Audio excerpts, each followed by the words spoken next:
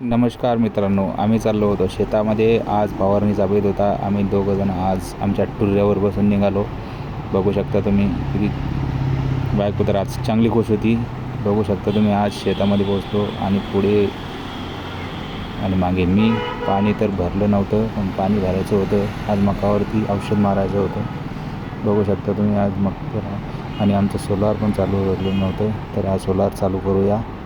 पहिले तर कॉक कुठे तोच सापडत नव्हता आम्हाला. तो कॉक बघतो आहे आता.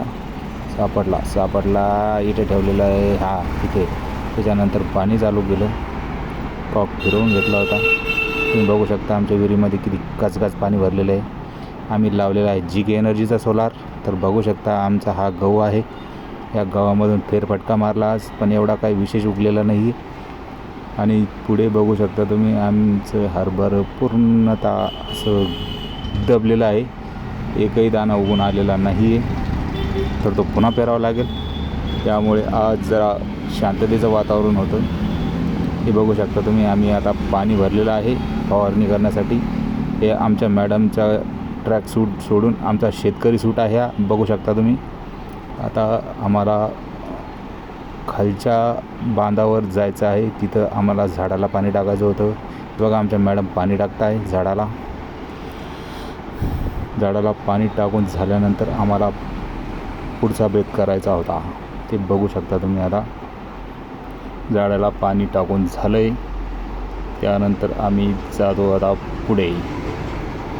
तर बघू शकता आम्ही आमच्या माणसाचा वाट बघत होतो. तो फवारणीसाठी येणार होता. तो आलेला आहे. त्याला फवारणीसाठी घेऊन जातो पुढे. आता पंप आम्ही खाली टेकवणार, औषधी मिक्स करणार आणि पंपामध्ये टाकून पुढे नेणार. ते बघा चालूच होत नव्हता हा, तर पण जाऊ द्या, चालू झाला. त्यांच्या पाठीवरती आता उचलून देणार आणि तो फवारणीसाठी रेडी होणार. बघू शकता तुम्ही. आता आम्ही कसं दिला उचलून.